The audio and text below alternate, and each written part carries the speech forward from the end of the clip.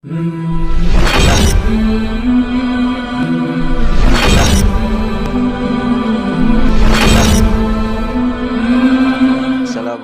warahmatullahi wabarakatuh.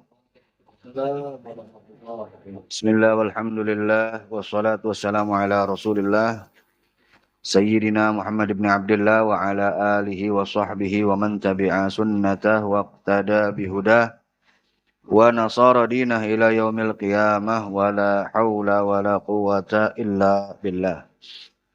Subhanaka la ilma lana illa ma 'allamtana innaka antal alimul hakim. Rabbi syrah li sadri wa yassir li amri wahlul 'uqdatam min lisani yafqahu qawli. Rabbi zidna ilman warzuqna fahman wa atina hikmatan. Allahumma barik lana fi majlisina hadza bi rahmatika ya arhamar rahimin. Amma ba'du, ahlan wa sahlan wa marhaban bihudurikum wa bi gudumikum. Al-Fakir ucapkan kepada seluruh dan segenap para habaib, para asatidzah, para masyayikh, para jamaah sekalian rahimakumullah. Alhamdulillah wa syukrulillah, tsumma alhamdulillah wa syukrulillah. Berkat taufik hidayah inayah riayah hirasah himayahnya Allah Subhanahu wa taala, kembali tergerak hati kita, ringan langkah kita, sehat afiat jasmani dan juga rohani kita, luang pula waktu kita, sehingga kita bisa kembali berkumpul, bersilaturahmi dalam rangka menghadiri dan mengikuti sekaligus mensyiarkan majelis rutinan yang rutin kita selenggarakan di Rubat Huraidho ini. Semoga duduknya kita, kumpulnya kita di sini terhitung sebagai amal ibadah di sisi Allah Subhanahu wa taala, dan semoga Allah Subhanahu wa taala balas dengan balasan kebaikan yang berlipat ganda. Amin ya rabbal alamin. Masyaallah jamaah rahimakumullah, sebagaimana yang sama-sama kita tahu, saat ini kita sudah masuk ke bulan Rajab, bulan dari salah satu bulan dari 4 bulan-bulan haram. Di dalam Al-Quran Allah Subhanahu wa ta'ala telah berfirman, faqala ta'ala inna iddata syuhur indallahi ithna asyara syahran fi kitabillah yawma khalaqas samawati wal ard minha arba'atun hurum. Dzalika dinul qayyim fala tadhlimu fihinna anfusakum. Shadaqallahul azim. Di dalam Al-Quran Allah Subhanahu wa ta'ala telah berfirman bahwa sesungguhnya jumlah bilangan bulan di sisi Allah Subhanahu wa ta'ala itu ada 12 bulan, dimulai dari Muharram sampai ditutup oleh bulan Dzulhijjah. Ya. Dan dari 12 bulan tersebut yang Allah Subhanahu wa ta'ala tetapkan saat Allah Subhanahu wa ta'ala menciptakan langit dan bumi, minha arba'atun uhrum. Dari ke-12 bulan tersebut ada 4 bulan haram, yaitu bulan Dzulqa'dah, Dzulhijjah, Muharram, 3 berturut-turut, 1 misah sendiri, yaitu bulan Rajab. Dan Nabi kita Muhammad sallallahu alaihi wasallam juga bersabda, Rajab syahrullah, Sya'ban syahri, wa Ramadan syahru ummati. Bulan Rajab adalah bulannya Allah Subhanahu wa ta'ala. Wa Sya'ban, dan adapun bulan Sya'ban, kata Nabi, syahri adalah bulanku. Kenapa Sya'ban disebut bulannya Nabi? Karena ayat perintah untuk bersolawat turun di bulan Sya'ban. Innallaha wa malaikatahu yusholluna 'alan nabi ya ayyuhalladzina amanu shollu 'alaihi wa sallimu taslima. Sebagian besar ulama meriwayatkan bahwa ayat tersebut turun di bulan Sya'ban, maka itu bulan Sya'ban disebut bulannya Rasulullah Sallallahu Alaihi Wasallam. Wa Ramadan, dan adapun Ramadan adalah bulannya umatku.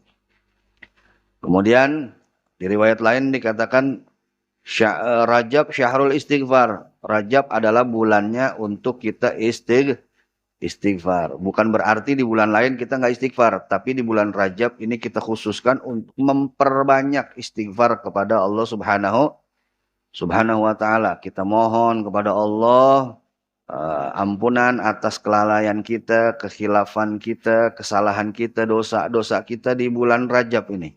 Di bulannya Allah Subhanahu wa taala ini. Di bulan yang Allah Subhanahu wa taala turunkan banyak rahmat bagi umatnya yang ingin bertaubat, bagi umatnya yang ingin kembali kepada Allah Subhanahu, bagi hambanya yang ingin kembali kepada Allah Subhanahu wa taala. Istighfarnya bagaimana, Beb? Kalau apal Sayyidul Istighfar, baca Sayyidul Istighfar. Allahumma anta rabbi la ilaha illa anta khalaqtani wa ana abduka wa ana ala ahdika wa wa'dika mastata'tu a'udzubika min syarri ma sana'tu, dan seterusnya. Kalau nggak hafal, minimal baca astagfirullah, astagfirullah, astagfirullah. Perbanyak itu istighfar di bulan Rajab. Nah, di ayat tadi Allah Subhanahu wa taala berfirman, "Fala tadzlimu fihinna anfusakum," maka jangan kalian menzolimi diri kalian di bulan-bulan haram tersebut. Nah, sekali lagi, bukan berarti di bulan lain boleh kita menzolimi, boleh kita berbuat zolim. Bukan berarti seperti itu. Tapi di bulan haram ini, yang salah satunya adalah bulan Rajab, maka usahakan kita jangan berbuat zolim. Berbuat zalim seperti apa? Seperti bermaksiat kepada Allah Subhanahu wa taala, melanggar perintah Allah. Ya. Abu Ya Sayyid Muhammad bin Alwi Al-Maliki menjelaskan, yang penjelasan ini saya dengar dari beberapa murid beliau, yang mana murid-murid beliau ini merupakan guru-guru kami. Bahwasanya Allah Subhanahu wa taala menekankan jangan kita berbuat zalim di bulan haram ini. Bulan-bulan haram ini adalah bulan-bulan yang dimuliakan oleh Allah Subhanahu wa taala. Dengan demikian, ketika kita berbuat zalim di bulan-bulan ini, maka dosanya double. Dosanya double. Satu, dosa karena kita telah berbuat maksiat. Kedua, dosa disebabkan karena kita telah mengotori bulan yang dimuliakan oleh Allah Subhanahu wa taala. Jadi kalau di bulan lain kita berbuat dosa, dosanya satu, setiap kali kita berbuat dosa, satu dosa, berbuat dosa lagi, satu dosa lagi. Tapi kalau di bulan-bulan haram ini, ya, salah satunya bulan Rajab, begitu kita buat dosa, dosanya double. Satu, dosa karena kita telah berbuat maksiat. Yang kedua, karena kita telah mengotori bulan yang dimuliakan oleh Allah Subhanahu wa taala. Sebaliknya, begitu kita mengerjakan kebaikan di bulan-bulan haram ini, pahalanya juga double. Satu, karena kita telah mengerjakan kebaikan, kita dapat pahala. Kemudian kita dikasih lagi pahala, disebabkan karena kita telah menjaga kesucian dan kemuliaan bulan-bulan haram ini. Jadi kalau di bulan lain kemarin ente datang ke majelis, pahalanya mungkin satu. Nah, di bulan-bulan ini pahalanya double. Satu, karena ente telah berbuat baik.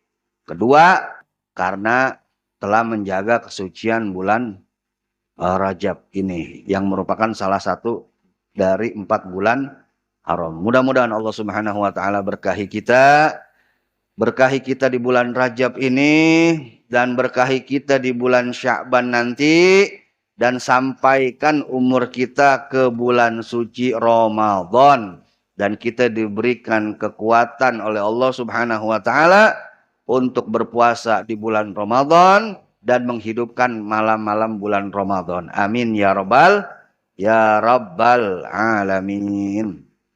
Ma'asyiral jamaah rahimakumullah. Selanjutnya mari kita lanjutkan pelajaran kita dari kitab Jami' Shaghir lil Imam Suyuti. Sebelum itu sebagaimana biasa mari sama-sama kita terlebih dahulu membaca doa dimulai dari Al-Fagir, antum sekalian mengikuti dengan tertib. Bismillahirrahmanirrahim.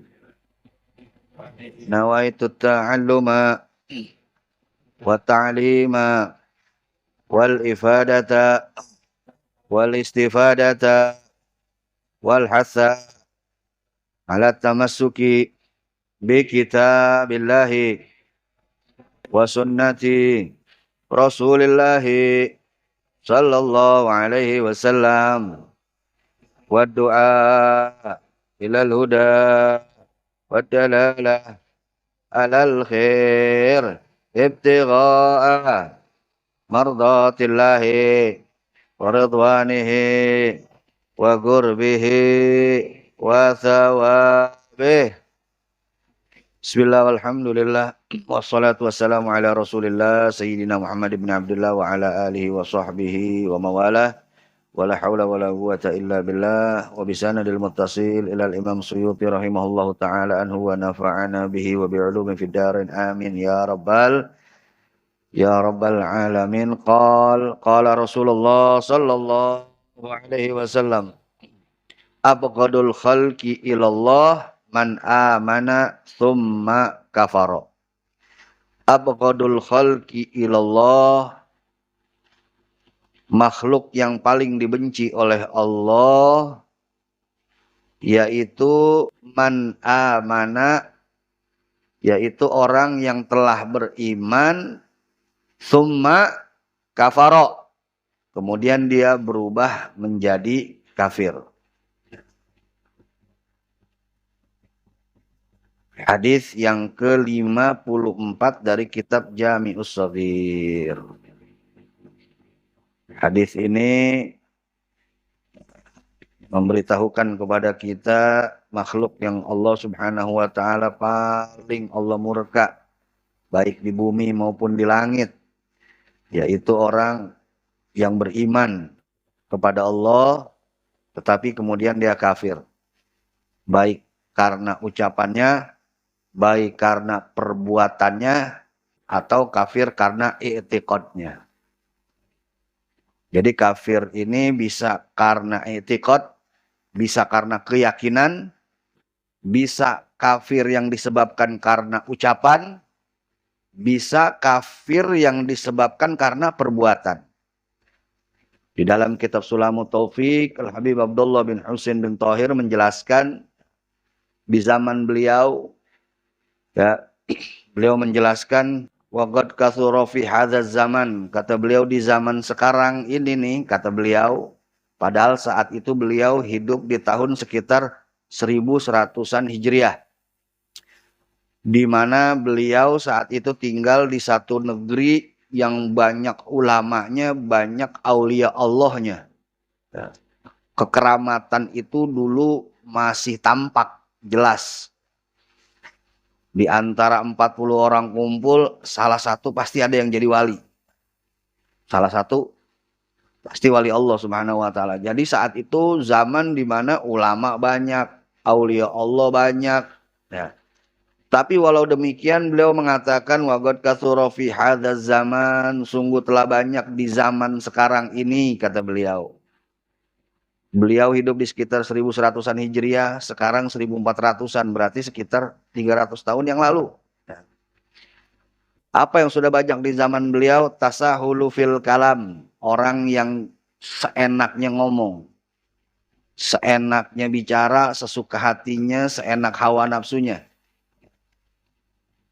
Hatta yakhruju min ba'dihim alfadhun tukhrijuhum 'anil Islam.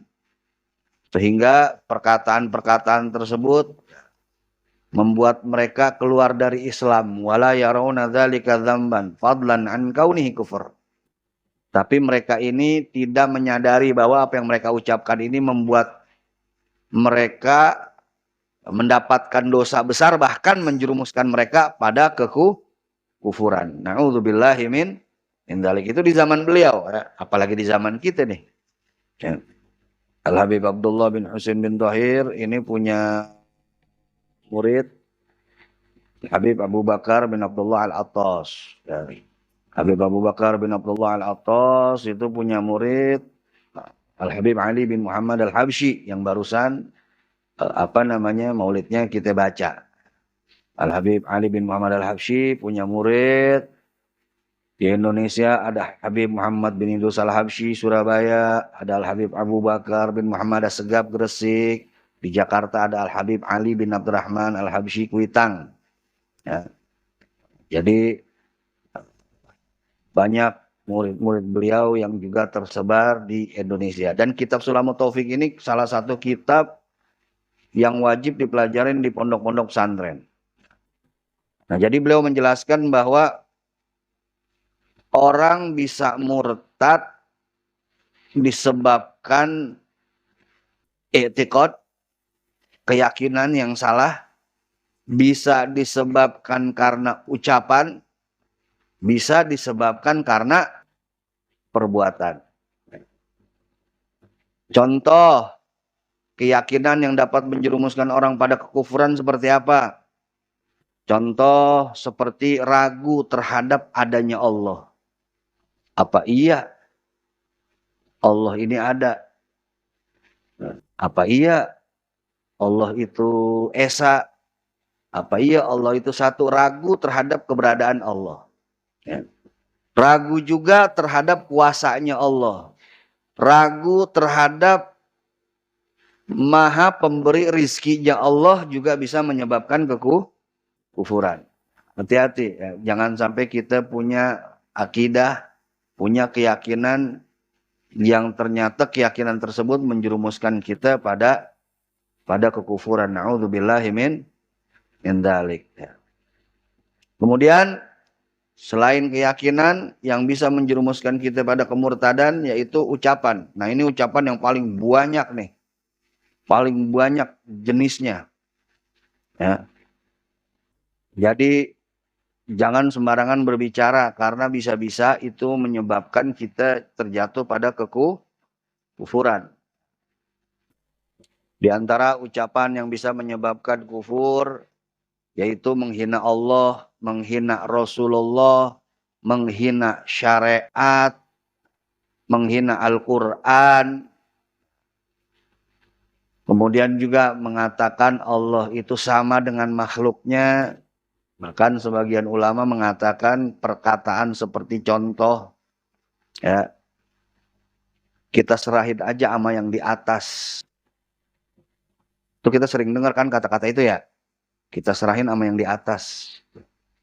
Nah, kalau kita maksud yang di atas itu adalah Allah di atas, berarti kita sudah menempatkan Allah di satu tempat, di atas. Berarti kalau kita sudah menempatkan Allah di satu tempat, berarti kita sudah menyamakan Allah dengan makhluk. Allah bertempat, tempatnya di atas. Kalau kita sudah menyamakan Allah dengan makhluk, maka konsekuensinya kita bisa kufur. Karena Allah Subhanahu wa taala mukhalafatul hawadits, ya, berbeda dengan makhluknya. Ya. Kalau makhluknya di atas, di bawah, di kanan, di kiri, di belakang, di depan, tapi Allah Subhanahu wa taala tidak bertempat, ya, lepas dari ruang dan waktu. Jadi kalau kita ngomong udah serahin aja sama yang di atas. Yang di atas siapa? Allah. Emang Allah di mana? Ya di atas. Hati-hati. Itu kalimat yang bisa menjerumuskan kita pada kekafiran. Tapi kalau kita sebatas nyebut serahin aja yang di atas. Atas maksudnya di atas. Enggak, pokoknya di atas saja. Atas itu maksudnya menggambarkan mulia, menggambarkan tinggi, menggambarkan tidak terjangkau oleh makhluknya. Nah, itu masih enggak terjerumus dalam kekufuran. Tapi kalau kita udah mengatakan serahin aja sama yang di atas. Siapa yang di atas? Allah. Emang Allah di mana? Di atas. Allah mah di langit. Nah, itu sudah bisa menyebabkan kekufuran. Ya. Padahal ngomong aja serahin sama Allah. Udah begitu aja. Serahin aja sama Allah. Udah begitu, susah banget. Ngapa kudu ngomong serahin sama yang di atas? Siapa yang di atas ya? Tukang bas, tukang genteng, lagi betulin genteng. Ya. Nah itu bisa menjerumuskan ke ada kufuran. Kemudian perbuatan yang bisa menjerumuskan kita pada kufuran, yaitu diantaranya seperti kita melecehkan Al-Quran dengan perbuatan kita, melempar Al-Quran, terus melempar sesuatu yang di situ ada ayat suci. Makanya saya seringkali ngingetin kepada kita nih, kadang-kadang nih kita kalau lagi bikin acara, entah itu tahlilan, pengajian di rumah, biasanya tahlilan tuh. Biasanya tuh kan kalau tahlilan tuh kita dibagiin yasin tuh ya, sama sohibul bait atau sama orang masjid dah yang bawa yasinnya tuh. Nah kadang-kadang yasinnya itu ditaruh di bawah, di lantai. Betul apa betul? Ya kan? Kadang-kadang taruh di bawah aja begitu. Udah gitu yang mau ngambil silakan ngambil ya. Kadang-kadang dilempar lagi. Ente udah dapat yasin belum? Nih, lemparin. Ente udah belum? Nih. Nah itu hati-hati, itu bisa masuk kategori melecehkan ayat suci Al-Quran. Ya Bib, karena nggak tahu Bib ya. Karena kebodohannya dia nggak tahu. Tapi akhirnya timbul kurang ajar dengan ayat suci Al-Quran. Padahal harusnya kita sediain tempat. Kalau kita mau bikin acara pengajian nih di rumah, ya sama tetangga, sama warga, kayak Yasin, terus Al-Quran, terus kitab-kitab Maulid, kitab-kitab yang ada asma Allahnya, asma Nabinya, taruh di tempat yang rapi. Sediain meja di tengah-tengah, taruh di atas. Ya. Jangan taruh di bawah. Ini kadang-kadang udah disediain meja, ditaruh di atas meja, bacanya di lantai juga. Ya. Bacanya di lantai juga gitu. Ditaruh, baca. Ya. Sejajar sama kakinya tuh, sejajar sama jempolnya. Angkat. Biar ada adab kita sama ayat-ayat Allah, sama asma-asma Allah, ya, sama asma-asmanya Nabi. Jangan sampai kita kurang ajar. Dikhawatirkan kalau kita keseringan gitu, naudzubillah min dzalik, bisa menyebabkan su'ul khotimah. Naudzubillah min dzalik. Kadang-kadang saya bingung juga. Ya kalau lagi yasinan kita mau tegur, kadang-kadang kesinggung. Biasanya kayak begini, Bib. Tapi rokok ditaruh rapi banget. Kan biasanya ada rokok tuh ya.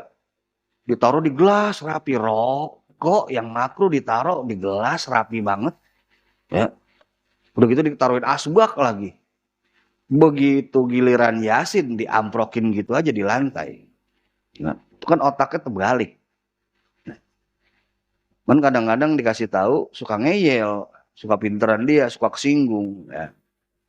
Makanya kita pinter-pinter cari cara dah, kasih tahu yang begitu. Kadang-kadang kita kasih isyarat. Kadang-kadang kita kalau pakai sorban nih, sorban kita lipat-lipat, kita taruh di tengah, yasinnya kita pindahin. Kalau yang rada cerdas mengerti, oh iya, berarti maksudnya kagak boleh di lantai kali. Nah, tapi yang tolol mah tolol, tetep ge. Kagak ngerti, udah dikasih tahu begitu ge, ya. Begitu lagi ya. Nih, makanya dikatakan bahwa al-alim yaf'am bil isyarah wal jahil yaf'am bil asa. Orang pinter dikasih isyarat aja udah paham. Kita lagi tahlilan nih. Ditaruh di bawah tuh sama dia tuh. Ya habis bacanya udah gitu di bawah gitu kan. Kita kasih isyarat. Sorban kita giniin. Terus kita ambil yasinnya kita taruh tuh. Kita giniin. Ya. Nah, yang cerdas mah ngerti. Oh iya, berarti kudu begitu kali ya. Gak boleh di bawah. Tapi yang tolol mah tolol, tetap dikasih tahu ge. Ya, makanya wal jahil yafham bil asa. Yang jahil, yang bodoh, ya ngertinya kalau digaplok baru ngerti. Wal jahil dan orang bodoh itu bisa paham kalau dipukul pakai tongkat baru paham. Ya, digaplok dulu, gelepuk. Itu yasin. Oh iya, baru udah sadar ya. Nah, makanya kita kudu cerdas dikit ya. Yang begitu-begitu tuh perhatiin tuh ya. Jangan sampai kita masuk ke dalam golongan yang melecehkan ayat suci Al-Quran, yang bisa bikin naudzubillah min dzalik mati suul khatimah. Ya. Dan banyak lagi perbuatan-perbuatan yang bisa menyebabkan kekufuran. Sujud sama makhluk, sujud sama matahari, itu juga bisa menyebabkan kekufuran. Ya. Nah, jadi kekufuran ini bisa disebabkan karena i'tiqad, bisa disebabkan karena ucapan, bisa disebabkan karena perbuatan. Karena itu pandai-pandai kita jaga iman kita, apalagi di zaman sekarang. Ya. Tantangan iman ini luar biasa.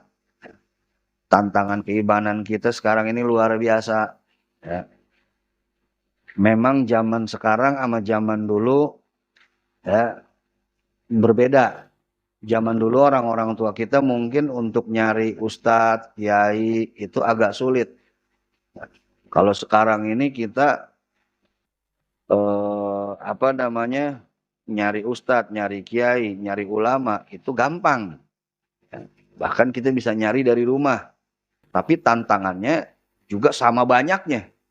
Kita nyari ilmu di zaman sekarang bisa lebih mudah dibanding zaman orang-orang tua kita dulu.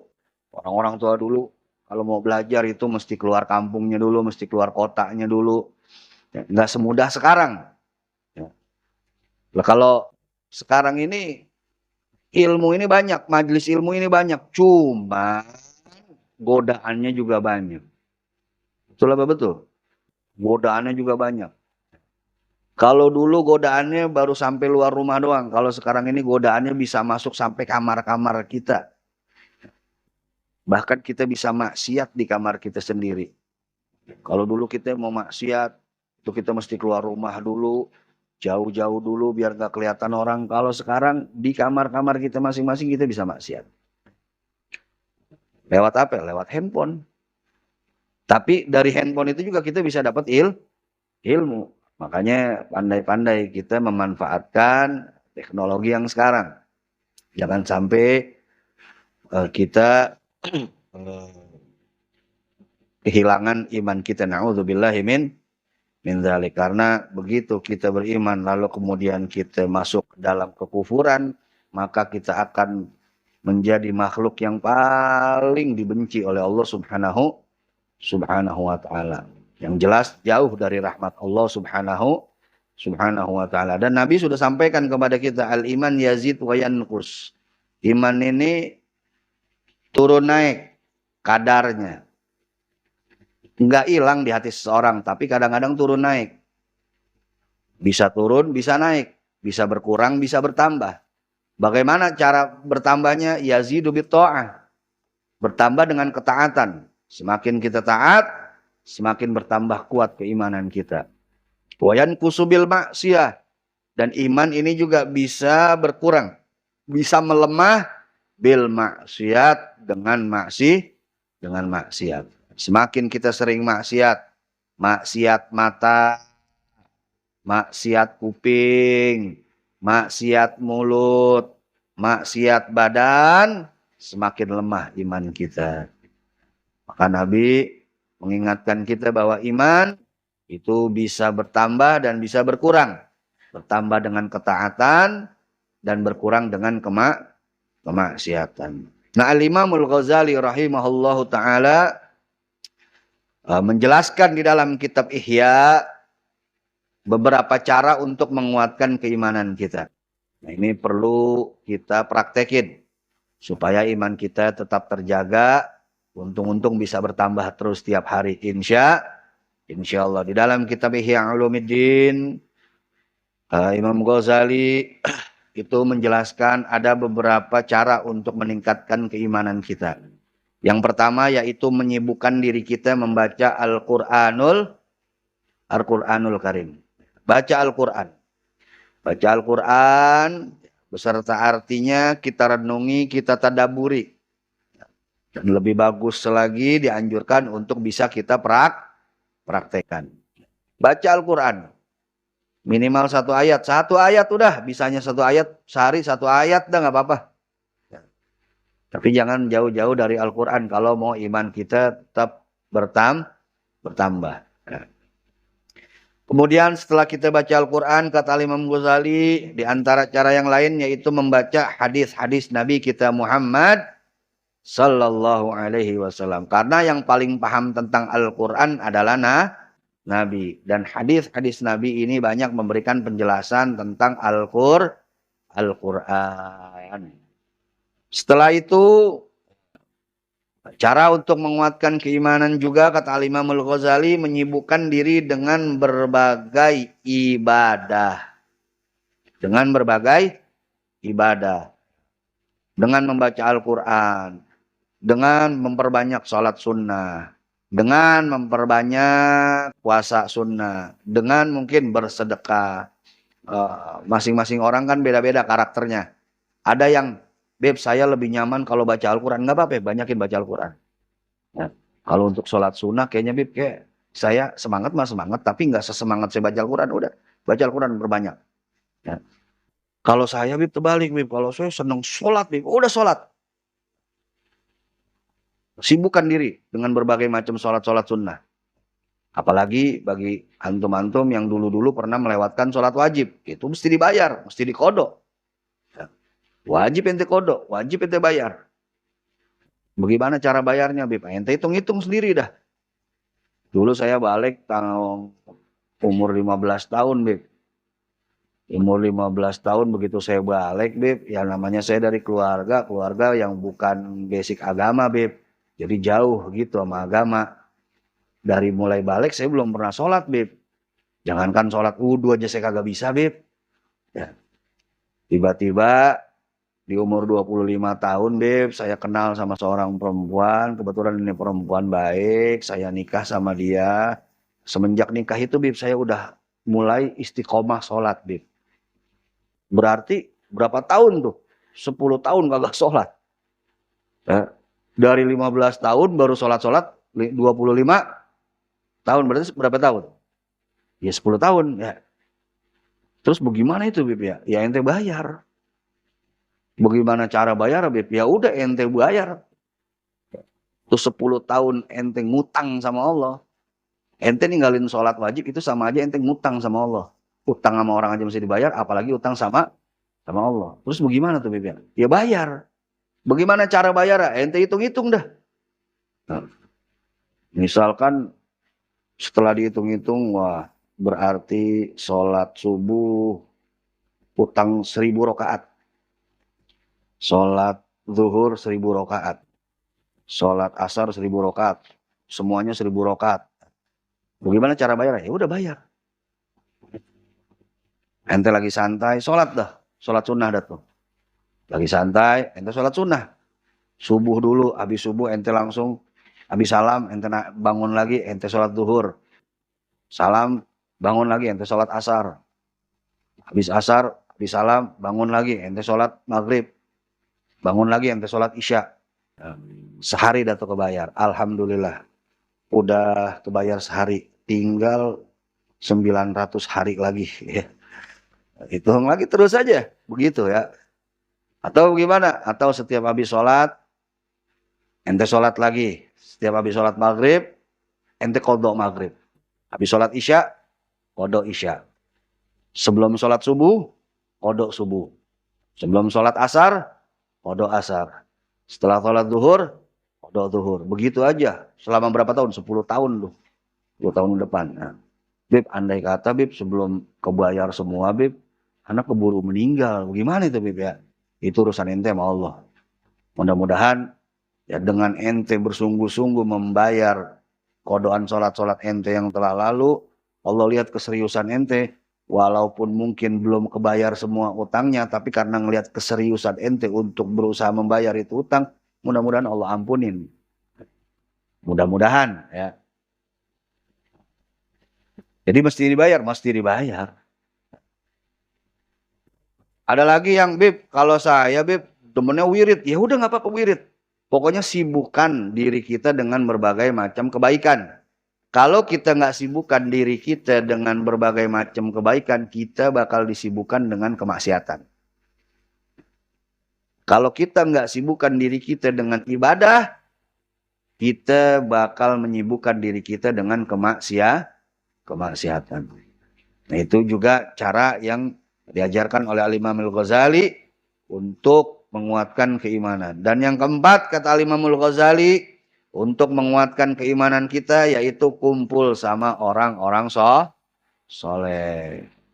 Sering kumpul sama orang soleh. Sahabat-sahabat Nabi begitu. Ketika mereka semangat ibadahnya mulai agak berkurang, mereka ngumpul lagi sama Nabi. Mereka ngumpul lagi sama Nabi. Karena setiap duduk sama Nabi, timbul semangat mereka untuk ibadah. Kita begitu nih, mulai-mulai, aduh udah mulai lemes, udah mulai ini, mulai itu. Ya kita kumpul. Kumpul di perkumpulan baik. Yang bisa ngerangsang kita untuk lagi semangat ibadah. Kumpul dengan orang-orang baik. Kumpul sama teman-teman kita yang baik-baik. Ya. Kumpul di majlis-majlis ilmu atau ziarah atau baca manakib para ulama. Kita baca manakib para ulama, ya kan? Bagaimana kegigihan mereka dalam beribadah, bagaimana sholat sunnah mereka. Ada yang semalaman 1000 rakaat, ada yang semalaman cuma 2 rakaat sholat sunnahnya, tapi rakaat pertama kulhu 25.000, rakaat kedua kulhu 25.000 juga. Ada yang sholat sunnahnya cuma 2 rakaat, tapi 2 rakaat itu langsung khatam Al-Quran. Ada yang mereka bersedekah, ada yang mereka berbuat kebaikan, membantu masyarakat. Kita baca manakib yang bisa bikin semangat kita. Ya. Makanya kadang-kadang nih, ada orang-orang tertentu yang kalau kita ngelihat mereka itu ada cahaya Allah di wajah mereka sehingga bikin kita semangat ibadah. Makanya jangan aneh kalau kita ngelihat di rumah-rumah para habaib, para kiai, para ustadz, suka majang-majang foto tuh, foto ulama ya. Bukannya mereka majang foto kayak kita majang fotonya Ronaldo, Messi, bukan. Ya. Dengan harapan begitu kita ngelihat mereka, kita kirim Fatihah. Kita kalau datang ke rumah seseorang nih, ada foto habaib, ada foto ulama, kita Fatihahin. Biasanya kan ada namanya, kalau nggak ada namanya tanya, itu foto siapa ya? Oh itu foto Habib Fulan, oh itu foto Kiai Fulan, oh itu foto Syekh Fulan, Fatihahin. Fatihahin. Ya. Kalau kita Fatihahin, nanti beliau kenal sama kita. Ada keterikatan antara kita dengan orang yang kita kirim Fatihah. Apalagi sering kita kirimin Fatihah. Ente sering kirim Fatihah ke Syekh Abdul Qadir Jailani. Ente sering kirim Fatihah ke Habib Umar bin Abdurrahman Al-Attas. Ente sering Fatihah kiri ke para wali-wali Allah. Begitu nanti ente meninggal dunia, ente nggak perlu ngenalin diri lagi, mereka kenal. Ente Fulan bin Fulan yang sering Fatihahin aneh nih, kenal. Kenal. Seperti kita sekarang begini kenal sama teman kita. Mereka kenal siapa orang yang sering ngirimin Fatihah kepada mereka, mereka akan kenal. Jadi kita nggak perlu ngenalin diri. Aneh, Fulan bin Fulan dari Cikarang, nggak perlu. Karena mereka udah tahu.